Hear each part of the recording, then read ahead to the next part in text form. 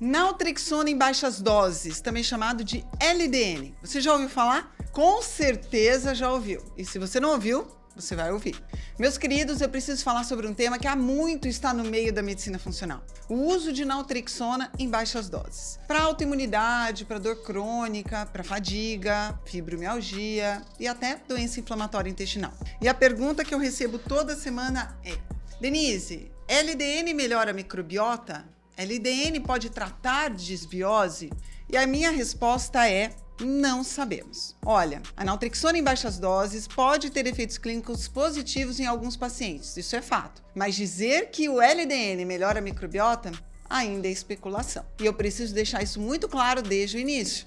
Seja muito bem-vindo, seja muito bem-vinda ao Consciência Disbiótica. Aqui a gente desvenda as bases científicas da disbiose intestinal e traduz esse conhecimento para a sua prática clínica real. A gente promove a consciência, com C maiúsculo, sobre a disbiose sob a perspectiva mais recente da comunidade científica, munindo você, profissional de saúde, com conhecimento preciso, sucinto, didático e atualizado.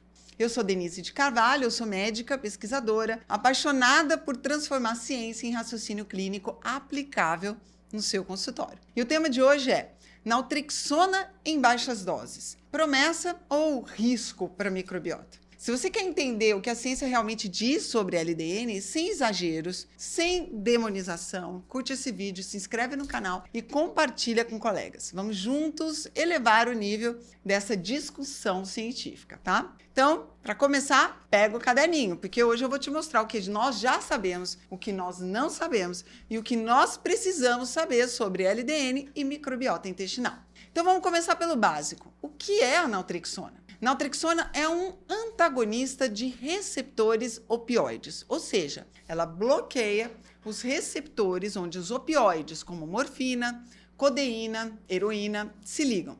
E para que serve isso? A naltrexona foi aprovada pelo FDA na década de 1980 para duas indicações: tratamento da dependência de opioides e tratamento de dependência de álcool. A dose padrão de naltrexona para essas indicações é de 50 a 100 miligramas por dia.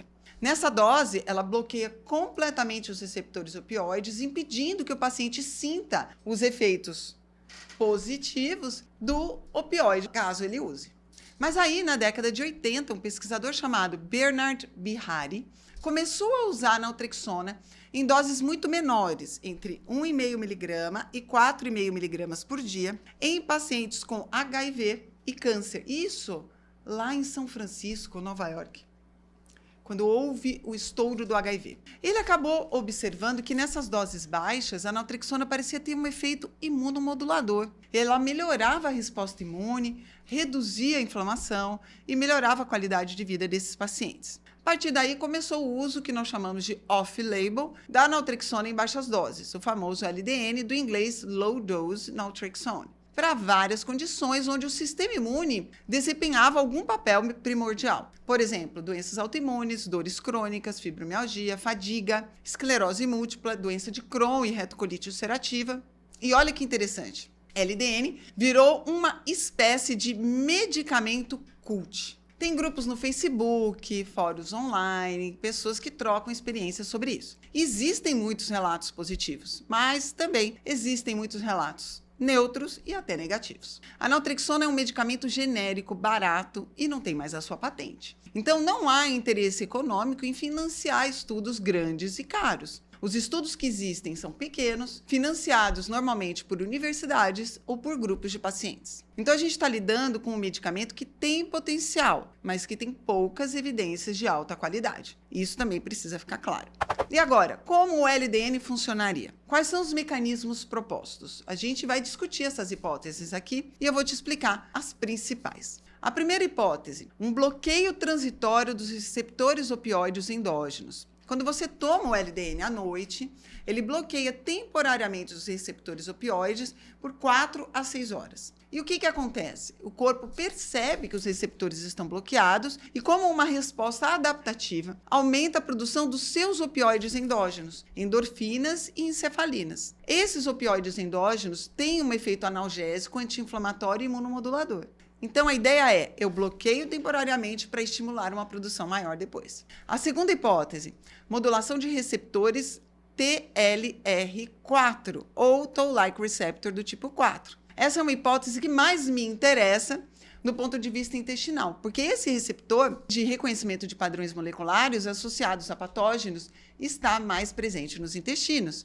Ele reconhece lipopolissacarídeos, o famoso LPS das bactérias gram-negativas. Quando ele é ativado, ele desencadeia uma inflamação. E olha que interessante, estudos sugerem que a naltrexona em baixas doses pode inibir essa ativação. Ou seja, ela reduziria a resposta inflamatória à presença dos lipopolissacarídeos. E por que isso importa? Porque em pacientes com disbiose e aumento de permeabilidade intestinal, há translocação de lipopolissacarídeos. Esse lipopolissacarídeo ativa o Toll-like receptor do tipo 4, gerando uma inflamação crônica de baixo grau. Então, teoricamente, o LDN poderia reduzir esta inflamação. Mas atenção, isso é uma plausibilidade teórica ainda. Não há um estudo robusto em humanos comprovando que o uso da naltrexona em baixas doses reduz realmente a ativação do Toll-like receptor dos intestinos de forma clinicamente relevante. Terceira hipótese, modulação de microglia. Microglias são as células imunes do sistema nervoso central. Quando há neuroinflamação, a microglia fica hiperativada. E a naltrexona em baixas doses parece modular a ativação da microglia, reduzindo neuroinflamação. E isso tem relação com o eixo intestino-cérebro, porque disbiose pode gerar neuroinflamação. Então, teoricamente, LDN poderia ajudar a quebrar este ciclo intestino-cérebro, ok? Quarta hipótese, melhora da integridade da barreira intestinal. Alguns estudos preliminares sugerem que a naltrexona em baixas doses pode melhorar a função da barreira intestinal, reduzindo a permeabilidade. Mas, novamente, os estudos são pequenos, preliminares e ainda sem uma comprovação definitiva. Resumindo, a naltrexona em baixas doses tem mecanismos biológicos plausíveis para modular inflamação e imunidade, mas não há ainda uma evidência direta de que ela realmente melhore a composição da microbiota. Então, meus queridos, vamos falar de evidências clínicas? O que os estudos, então, mostram? O estudo mais relevante sobre LDN e intestino foi publicado em 2018 por Lee e colaboradores na revista Medicine. Eles estudaram 47 pacientes com doença inflamatória intestinal, Crohn e retocolite, que não respondiam aos tratamentos convencionais. Esses pacientes receberam, então, a naltrexona em baixas doses, na dose de 4,5 mg por dia por 12 semanas. E o que eles encontraram? 89% dos pacientes tiveram melhora clínica, redução de dor abdominal, de diarreia, de sangramento e melhora de qualidade de vida. É impressionante, né? Mas tem alguns detalhes importantes. Primeiro, o estudo não tinha um grupo controle com placebo. Então, a gente não sabe quanto dessa melhora foi efeito placebo, que em doenças funcionais pode chegar a 30% e 40%, embora ele estivesse tratando doença inflamatória intestinal. Segundo, o estudo não avaliou biomarcadores de inflamação de forma consistente. Então, alguns pacientes tiveram redução de proteína C reativa e calprotectina fecal, mas não foram todos. Terceiro, o estudo não avaliou marcadores microbianos. Não houve nenhuma análise fecal, como análise de ácido gástrico cadeia curta ou perfil de sais biliares. Então, a gente não sabe se a melhora clínica teve alguma relação com uma melhora na composição de microbiota. Numa revisão de 2018, publicada na revista Medical Sciences, fez uma compilação de estudos sobre LDN em várias condições. E a conclusão foi: LDN parece ser seguro e pode ter benefícios clínicos em algumas condições, mas as evidências ainda são de baixa qualidade. E olha, eu tenho experiência clínica em LDN. Eu já prescrevi para pacientes com fibromialgia, fadiga crônica, doenças inflamatórias intestinais refratárias. E o que eu observo? Tem paciente que melhora bastante. Reduz dor, melhora energia, melhora humor, melhora sintomas intestinais. Mas tem paciente que não melhora nada. Usa por 3 meses e não sente diferença nenhuma. E tem paciente que apresenta até efeitos colaterais. Tem aumento de ansiedade, insônia, irritabilidade e piora de sintomas gastrointestinais. Então, a naltrexona em baixas doses não é uma bala de prata, não é a solução mágica, como nada em medicina, né? E definitivamente não substitui nenhum tratamento de base. Então, vamos deixar muito claro o que sabemos e o que não sabemos sobre LDN e microbiota? Então, o que sabemos? Naltrexona em baixas doses pode ter efeitos clínicos positivos em alguns pacientes com doenças inflamatórias intestinais, dor crônica, fadiga crônica e condições autoimunes. 2. Parece ter uma ação anti-inflamatória e imunomoduladora através de múltiplos mecanismos, incluindo modulação de opioides endógenos, dos toll-like receptors e microglia. 3. Naltrexona em baixas doses é geralmente bem tolerada pela maioria das pessoas e normalmente os efeitos colaterais são leves e transitórios na maioria dos casos. 4. LDN, ou naltrexona em baixas doses, é uma forma barata de um medicamento barato e acessível. O que a gente ainda não sabe? Não sabemos se LDN melhora a composição de microbiota intestinal. Não há estudos avaliando isso de forma direta. 2. Não sabemos se a melhora clínica que alguns pacientes experimentam com LDN tem alguma relação com melhora de microbiota ou se é através de outros mecanismos. 3. Não sabemos quais pacientes vão responder bem ao LDN e quais não vão. Nós não temos biomarcadores preditivos disso. 4. Não sabemos a dose ideal para todo mundo, não temos um tempo ideal para todo mundo de uso e se há benefícios em uso prolongado. Não sabemos se a LDN é seguro em uso prolongado, porque os estudos mais longos têm 12 meses de acompanhamento. Aparentemente, em 12 meses é seguro. E olha, meus queridos, a ausência de evidência, óbvio que não é evidência de ausência. Ou seja, só porque não temos estudos mostrando o LDN com melhora de microbiota, não significa que ele não melhore. Significa que nós não sabemos. E quando a gente não sabe, a gente precisa ser humilde, né? A gente precisa dizer para o paciente, olha, isso pode ajudar, mas não é garantia, como em nada em medicina, né? E nunca vai substituir o tratamento de base. Então, quando considerar o uso da LDN na prática clínica? LDN pode ser considerado como coadjuvante, não como tratamento principal, nas seguintes situações. Situação 1, doença inflamatória intestinal refratária. Pacientes com Crohn ou retocolite que não responderam adequadamente aos tratamentos convencionais, que têm sintomas persistentes, que têm qualidade de vida comprometida. Nesses casos, LDN pode ser uma opção adicional. Mas, atenção, LDN não substitui tratamento anti-inflamatório, não substitui imunobiológico se o paciente precisa, é sempre uma terapia adjuvante. Situação 2, dor crônica associada à disbiose. Paciente com síndrome do intestino irritável, com dor abdominal crônica, pacientes com fibromialgia, sintomas intestinais, paciente com fadiga crônica e disbiose. Nesses casos, o LDN pode ajudar a modular dor através da modulação dos opioides endógenos e da neuroinflamação. Situação 3, condições autoimunes com componente intestinal associado. Então, pacientes com tireoidite de Hashimoto e disbiose, artrite reumatoide, sintomas intestinais, pacientes com esclerose múltipla, por exemplo, e constipação. Nesses casos, LDN pode ser considerado como parte de uma abordagem integrativa. Mas olha os cuidados. E aqui eu quero citar um estudo de 2010 publicado no International Journal of Pharmaceutical Compounding, que avaliou especificamente os efeitos colaterais e eficácia do LDN em distúrbios gastrointestinais. E o que esse estudo mostrou? Primeiro,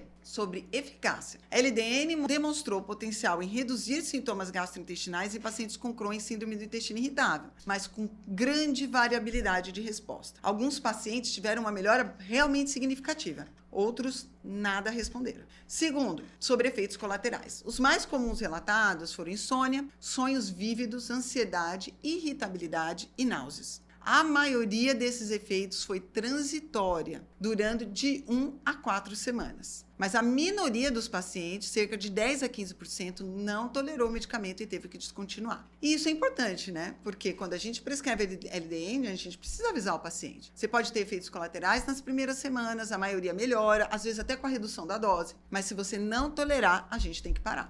Então vamos aos cuidados fundamentais. Primeiro, a LDN não substitui modulação alimentar, dieta, não substitui tratamento de disbiose, não substitui suplementação nutricional, não substitui manejo de estresse. Ele é um complemento, não o pilar de nenhum tratamento.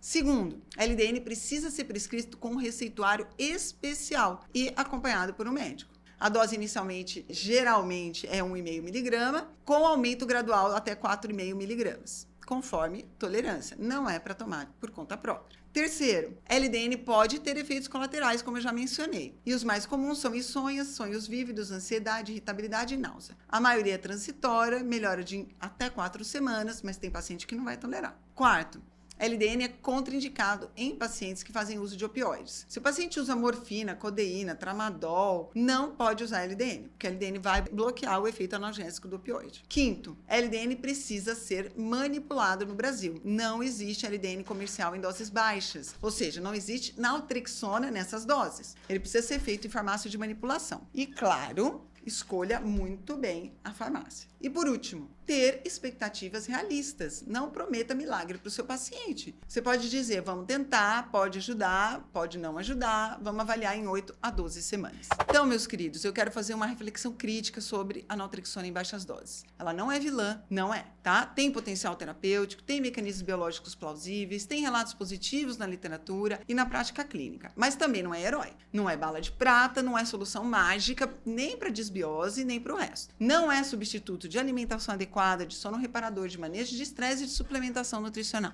E sabe o que me preocupa? A sedução das soluções simplistas, como eu sempre falo nas minhas redes sociais. A gente vive numa era onde todo mundo quer a pílula mágica, o santo graal, o suplemento milagroso, o medicamento revolucionário. E quando aparece algo como a naltrexona em baixa dose, que tem potencial, que tem relatos positivos, que é barato, a tendência é supervalorizar. E aí começa a se falar que a LDN trata desbiose, melhora a microbiota, cura a autoimunidade, mas por mais que isso me doa, isso não pode ser afirmado. A medicina funcional é linda, mas ela precisa ser baseada em ciência. E quando a ciência não está clara, a gente precisa admitir, ainda não sabemos. Então, minha recomendação é, se for prescrever o LDN, faça com critério. Use sempre como coadjuvante. Use com expectativas realistas. Use com acompanhamento próximo. E nunca, nunca deixe de tratar a base, que é alimentação, estilo de vida, manejo de estresse, restauração da integridade intestinal.